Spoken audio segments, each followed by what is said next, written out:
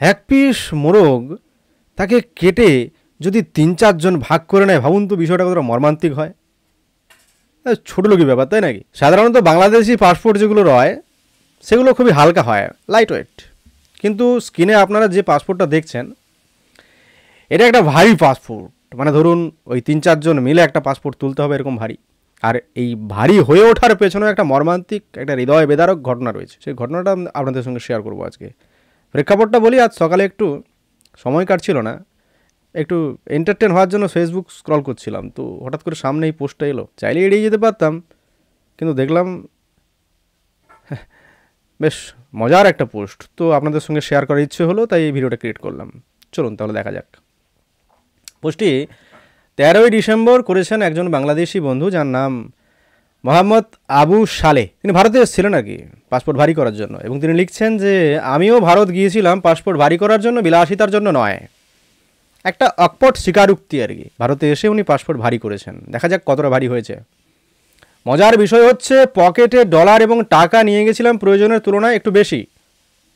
বড় লোক, বড় লোকের এরকম করে। প্রয়োজনীয় জিনিসপত্র এবং থাকার জন্য যা খরচ করা লাগে তাই করেছি, বাকি টাকা দেশে এসে খরচ করেছি।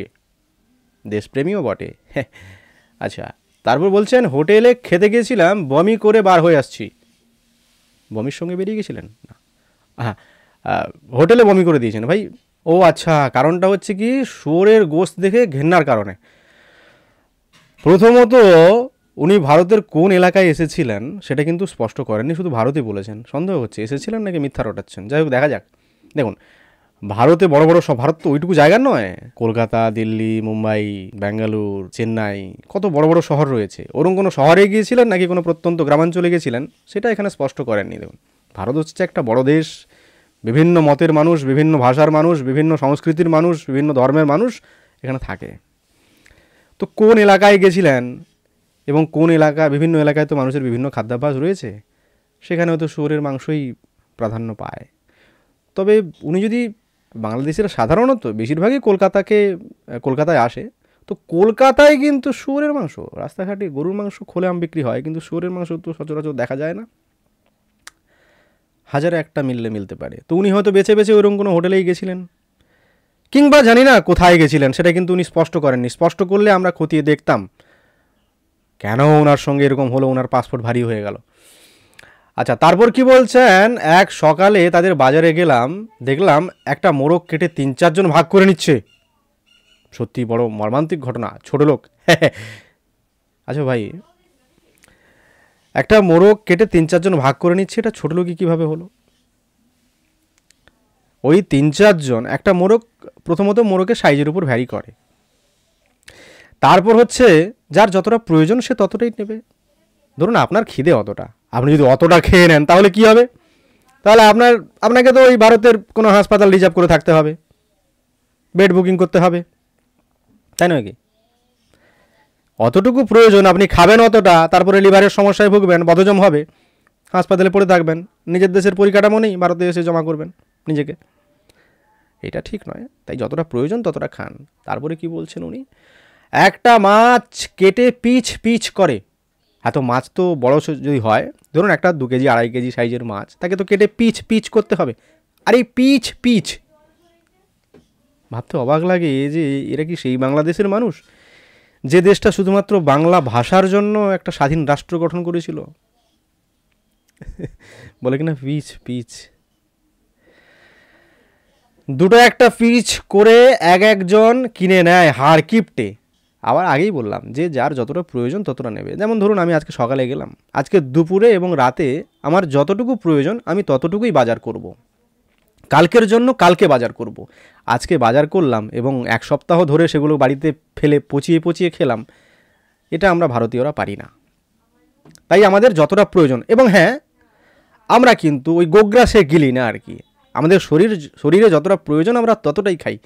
তাই তুলনামূলকভাবে আপনাদের চেয়ে দেখবেন একটু অসুখ বিসুখ কম হয় আমাদের। আচ্ছা, তারপরে কি বলছেন, বাংলাদেশের হতদরিদ্র মিসকিনও তা করে না। মিসকিন না, মিসকিনটা কি জিনিস আমার সপ্ত ভাণ্ডারে তো নেই।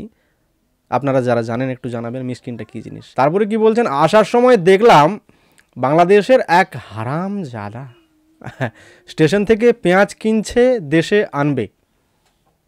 রাগে আমার দুটো চোখ তখন লাল হয়ে গেছিল। বাহ, দেশে কি পেঁয়াজ নেই? হ্যাঁ, দেশে অবশ্যই আপনার পেঁয়াজ থাকবে, কিন্তু একটু খোঁজ নিয়ে দেখবেন তো ওটা আপনার দেশে উৎপাদিত নাকি অন্য কোনো দেশ থেকে নেওয়া।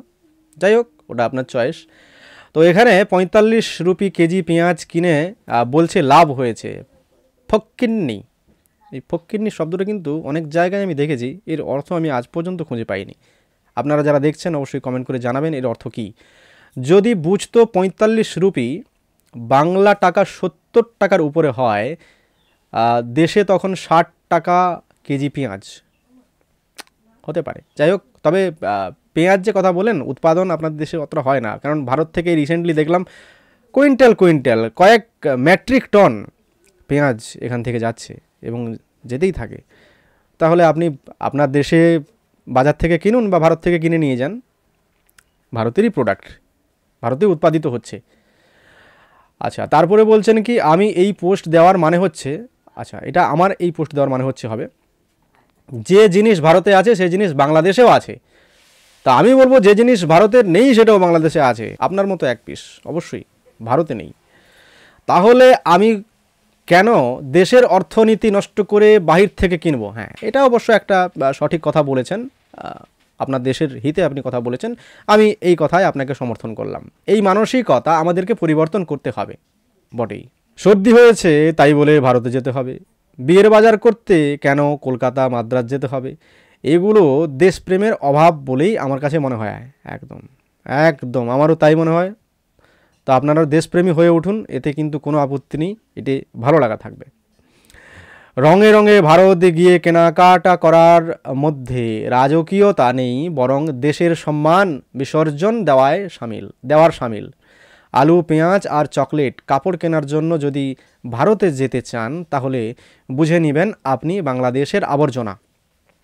হ্যাঁ, আমিও সেটাই মনে করি। কেন বারবার আপনারা ভারতে আসবেন বলুন তো? আপনাদের দেশটাকে সেভাবে গড়ে তুলুন। আমি মনে করছি, আমি কিন্তু এটা কিন্তু অনেস্টলি বলছি, আপনাদের দেশটাকে আপনারা সেইভাবে গড়ে তুলুন যাতে অন্য দেশের প্রতি, অন্য দেশের কাছে কোনোভাবে আপনাদের পরাধীন না থাকতে হয়, অন্য দেশের জন্য, অন্য দেশের উপর নির্ভরশীল না হতে হয়। সেইভাবে দেশটাকে গড়ে তুলুন, এটা অবশ্যই একটা ভালো দিক। আমি আপনাদের অবশ্যই এই জায়গায় সমর্থন করলাম। কতটুকু বুঝতে পেরেছি তা জানি না, তবে দেশের নাগরিক হিসেবে প্রত্যেকের ভাবনার মধ্যে দেশপ্রেম থাকতে হবে শেষ পর্যন্ত। Copy post. শেষের এই কথাটির সঙ্গে আমি অবশ্যই আপনাদের সঙ্গে সহমত জানালাম। আপনারা স্বনির্ভর হয়ে উঠুন, নিজেদের দেশকে ভালোবাসুন, নিজের দেশের পণ্য কিনুন। অন্য দেশ থেকে নিয়ে গেলাম, সেটা নিজের দেশে বসে বসে কিনলাম, ওটার মধ্যে স্বনির্ভরতা নেই। নিজের দেশে উৎপাদন করুন, তবেই বলবো যে আপনারা সঠিক দেশপ্রেমী। আচ্ছা, কয়েকটা কমেন্ট দেখব। কমেন্টে রিঙ্কি দাস কমেন্ট করেছেন, প্লিজ আপনারা আসবেন না, আপনাদের দেখলেই রাগ হয়। আপনাদের জন্য হাসপাতালে ভিড়, স্টেশনে ভিড়, যেখানে যাব সেখানেই ভিড়, আমার খুব বিরক্ত হয় আপনাদের জন্য। দেখুন, আপনারা যদি ভারতে না আসেন, নিজেদের দেশেই পরিকাঠামো সেভাবে গড়ে নেন, তাহলে সত্যি একজন ভারতীয় হিসেবে আমি খুব আনন্দিত হব, আমি খুব খুশি হব।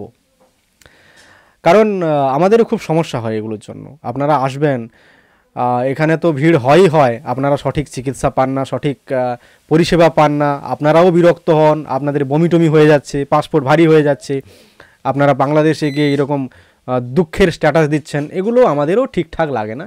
তাই আপনাদের বলবো যে আপনারা স্বনির্ভর হয়ে যান, আপনারা নিজের দেশের পরিকাঠামো সেভাবে গড়ে তুলুন, আমরা খুবই খুশি হব, আনন্দিত হব। ভালো থাকবেন।